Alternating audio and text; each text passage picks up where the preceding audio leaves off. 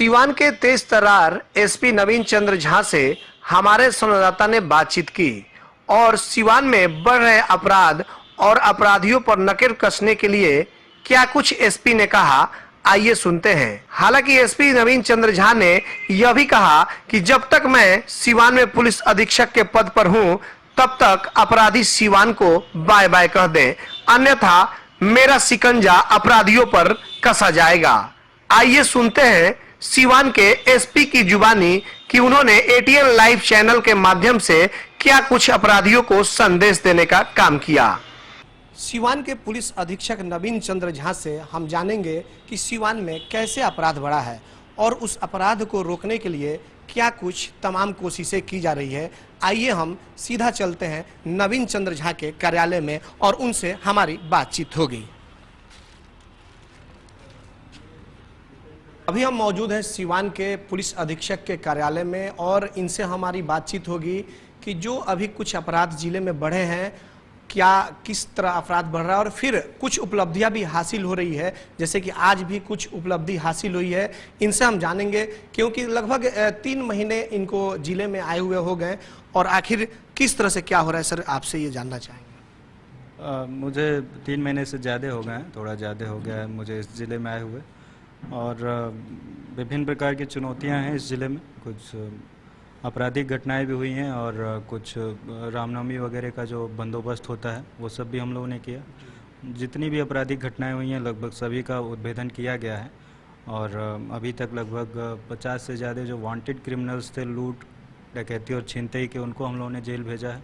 इसके अलावा काफ़ी रुपए, हथियार और शराब और जो लूटे गए व्हीकल्स हैं उनकी बरामदगी हुई है। तो हम लोग पूरा प्रयास कर रहे हैं कि जो अपराध है उस पर लगाम लगे और अपराधी जो हैं वो डरें पुलिस से। आज जो सर पकड़े गए थे जो अपराधी, कितने अपराधी थे, क्या कुछ हथियार बरामद किए गए थे, मामला क्या था और कहां से गिरफ्तारी हुई? ये हम लोगों को सूचना प्राप्त हुई थी कि कुछ अपराधी इकट्ठे हुए हैं एक मुफस्सिल क्षेत्र में, तो उसी के आधार पर छापेमारी की गई थी। तो उनके पास ऋतिक राज जो कि सारण जिला में मोस्ट वांटेड है और उसके 2 सहयोगी जो कि हमारे ज़िले के महाराजगंज थाना क्षेत्र के हैं वो अरेस्ट हुए और उनके पास से 2 पिस्टल और 11 जिंदा गोली बरामद की गई। उसके बाद जब तलाशी ली गई तो जो लूटा गया मोबाइल था वो भी बरामद हुआ है।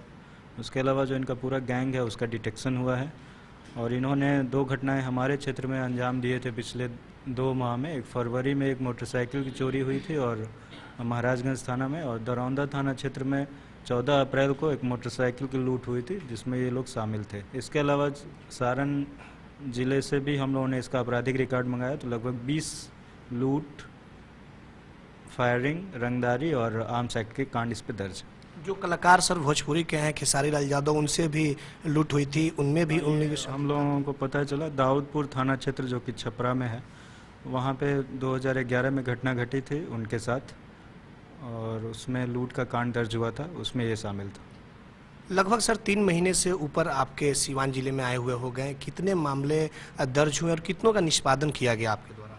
बहुत से मामले दर्ज हुए। अगर केवल हर माह 500 से 550 केसेस दर्ज होते हैं सीवान जिले में, ये एवरेज है और जो निष्पादन होता है वो भी लगभग इसी क्षेत्र में, इसी रेंज में रहता है, 500 से 550। और जो गंभीर प्रकार के केसेज हैं उस पर हमारा फोकस रहता है, जैसे लूट या कोई हत्या हो जाए या रंगदारी का मामला हो, तो उसमें से 90% केसेज का डिटेक्शन हुआ है और उसी प्रकार के 50 से 55 अपराधी पिछले 3 माह में जेल गए हैं। अपराधियों को सर क्या मैसेज देना चाहेंगे हमारे चैनल के माध्यम से, जो अपराध कर रहे हैं और फिर निकल जा रहे हैं या फिर घटना की योजना भी बना रहे हैं, इनको क्या मैसेज देंगे? क्या वो सीवान छोड़ दें, आप जब तक सीवान में रहें? यही मैसेज दूंगा कि सीवान छोड़ दें। वो मैं जब तक सीवान में हूँ, अगर वो आपराधिक घटना अंजाम दे भी देते हैं तो पकड़े जाएंगे। चलिए, ये थे सीवान के पुलिस अधीक्षक नवीन चंद्र झा। अब आने वाले समय में देखना होगा कि इनकी कार्रवाई अपराधियों पर किस तरह से हो पाती है। कैमरा पर्सन चंदन के साथ आशीष कुमार, एटीएन लाइव, सीवान।